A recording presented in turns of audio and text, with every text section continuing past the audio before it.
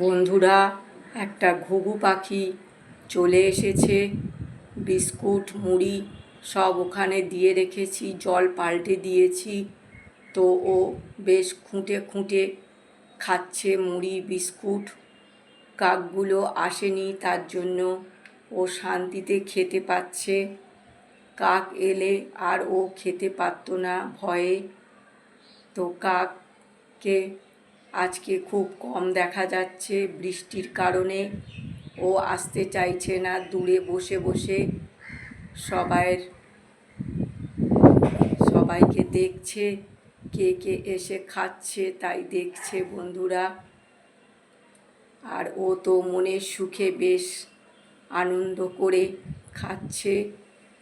দেখো, তোমরা ভালোভাবেই দেখতে পাবে। ভিডিওটা দেখবে, লাইক কমেন্ট শেয়ার করে পাশে